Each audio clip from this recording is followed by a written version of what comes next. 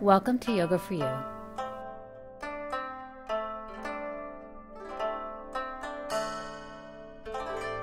With your host, Anna Del Rosal, certified yoga teacher.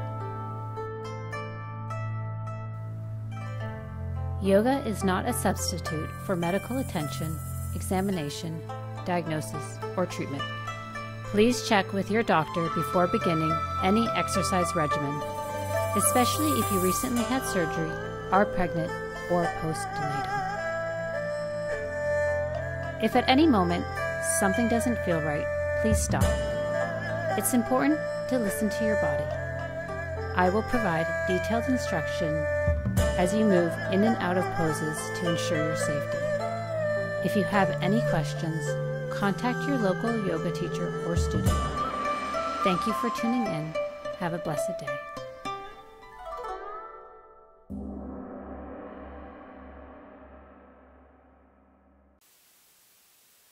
Yoga for You with Anna. So today's one of our short 15 minutes, and we'll focus on the hips. A lot of us tend to have issues in the hips, so let's get going. Where I'm just gonna have you just come to the side, or you can just stay facing that way, and we'll do a seated version of the figure 4. So if this is too much, feel free to lay down, but you're just gonna I have my left ankle crossing over that right thigh and that left foot bent just to protect the knee. And hands behind you, you can be up on your fingertips or down a little bit.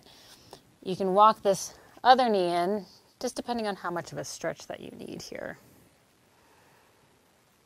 And just take a couple of breaths. If you want to sort of rock side to side a little bit, sometimes this is nice just to get into those hips and start to release those areas that are a little tight and not so friendly. Let's just take a couple of deep breaths here. So if it's too much to do this upright, feel free to lay down and do this on your back. And then just hang out in the middle. And a couple of big deep breaths here. So maybe there's a little bit more space to bring it in or come closer, however that needs to be for you. So if you're out here, that's where you are. Just one more deep breath. Okay, and then you can release the arms for a moment, take that left foot or whichever foot you had up, and let's do the other side. So I'm taking my right one, flexing that foot. This helps it engages the muscles, so it helps to protect the knee so we don't injure the knee. So this is the side that I have a little bit more issues on. As you can see, I can't get in as close, so I just stay with where is comfortable on this side.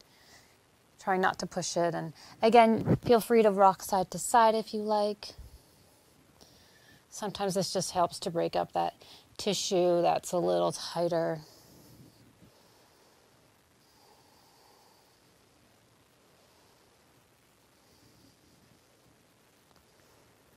And you can just hang out in the middle or hang out in a spot that just feels a little bit more achy. And again, maybe there's a little bit more room to come in a little closer.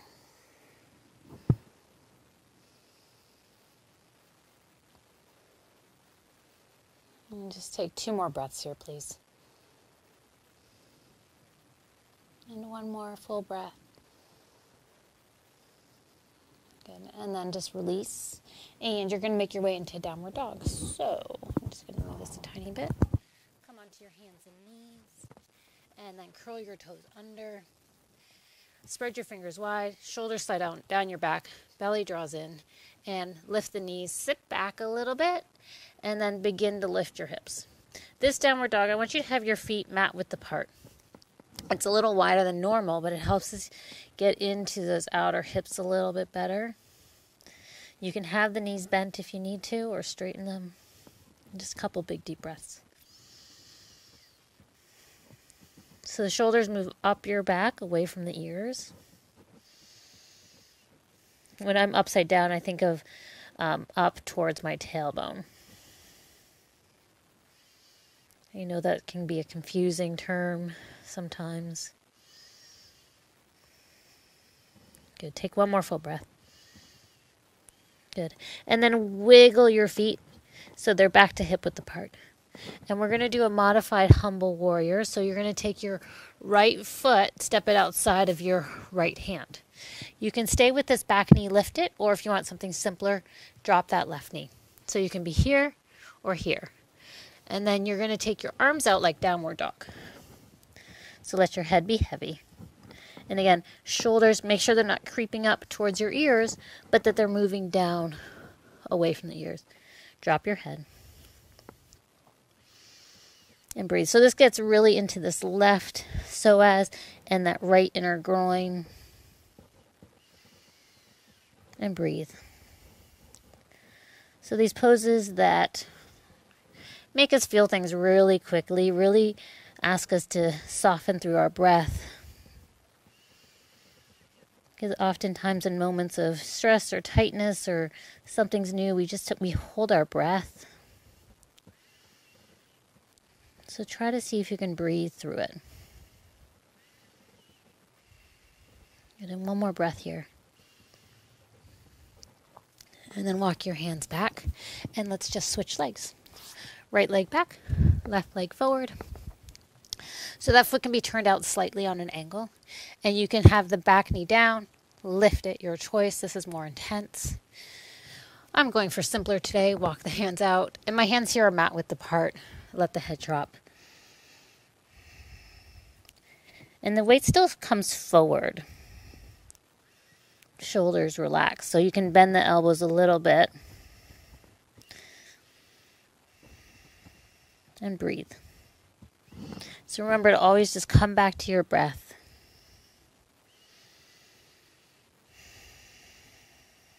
So 4 more breaths. And usually those bigger, deep belly breaths allows us to trigger the rest and relaxation system, nervous system. So we can start to find ease within the pose. Good, one more full breath. And walk your hands back. Good. And then step that foot back. Come back to downward dog. And just take 3 breaths here. So shoulders away from the ears. You can have the knees bent a little bit if you need to. Good. One more breath. And then walk your feet forward towards your hands. And separate the feet hip width apart. Inhale, look up halfway. And we're going to do a forward fold. So exhale, fold forward. Again, you can go wide with the feet here if you prefer. It actually gets a little bit different stretch through the lumbar spine. I'm going to stay wide. And I'm going to grab my ankles. So you can grab your elbows if you like. Or bring your hands to the back of your head. So sometimes it's nice just to play with the poses that you're familiar with and change it up a tiny bit and see how it has a different effect on the body.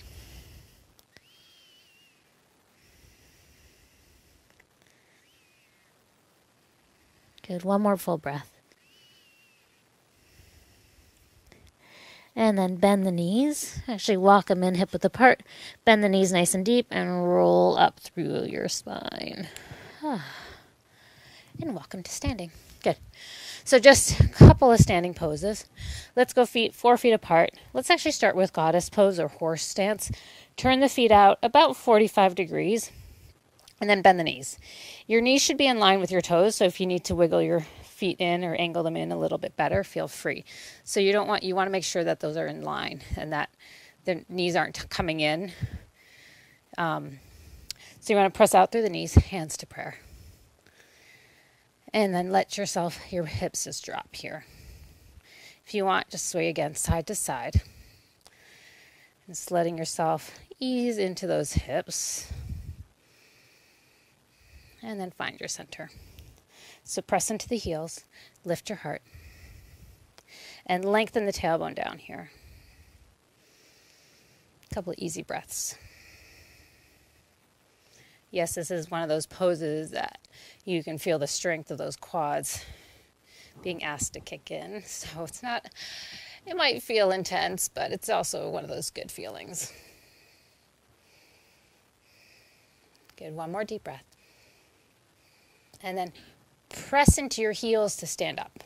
Good. Keep your right toes turned parallel to the mat, left toes in. Let's just come into warrior two. So bend that front knee, knee over ankle, arms out to the side. So this is a hip opener. The right leg is externally rotating. This left leg is internally rotating. And the belly moves to the left. So you want to think of shoulders over hips. And you gaze over your right fingertips. Good, one more breath. And then press into that right foot, straighten the leg, pivot on your feet. And now the left foot faces forward. Bend that knee, knee over ankle. And again, this front thigh, the left thigh is externally rotating, so it means it's going that way. And the back thigh is coming in. And that helps the pelvis just find its natural alignment, or an alignment there that's comfortable and easy for the body.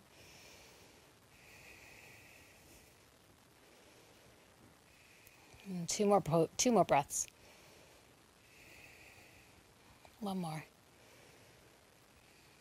Good. And then press into the heel, come up to stand. Both feet parallel and slightly pigeon-toed. We're going to do easy forward fold. So just forward fold, hands underneath you, and breathe.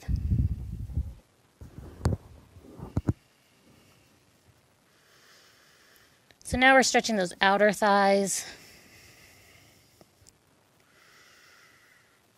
Let your head be heavy. You can have a soft bend in the knees if you need to. Good, one more full breath.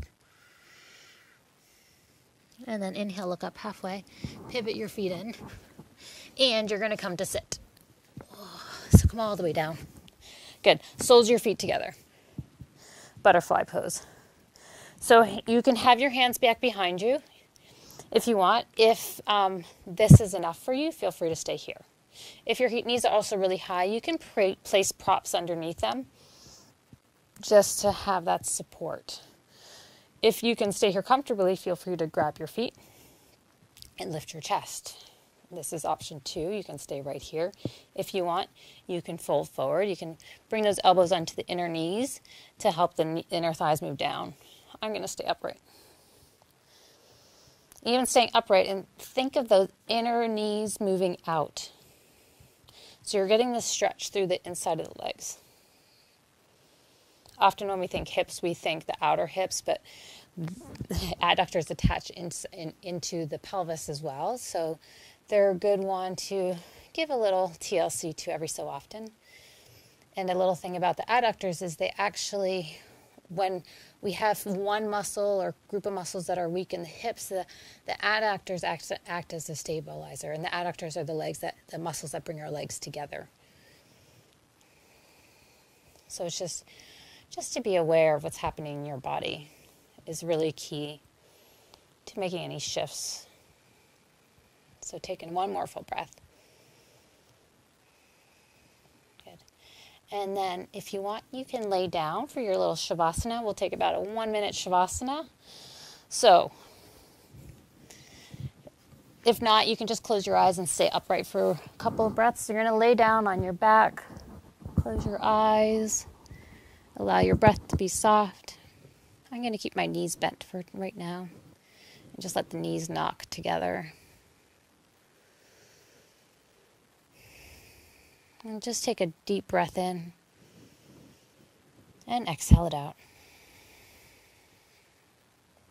And just one more like that. Inhaling fully. And exhaling completely. And just let yourself rest here. Close your eyes. Allow your breath to soften.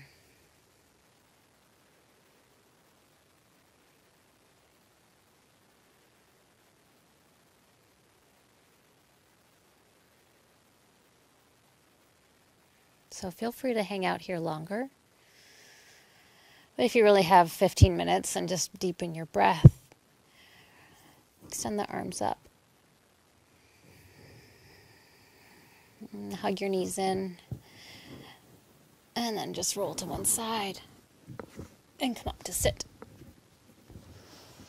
So it's always good to take this, even if it's a minute of Shavasana, just to close the practice and allow yourself that moment of rest so that you don't get up and you just rush out and keep on with your day. And basically it makes that yoga practice sort of nil. It's the benefits of it decrease. So close your eyes for a moment. Hands to prayer. Breathe, deep breath in and out.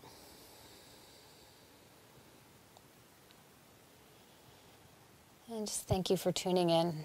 Have a beautiful day. Namaste.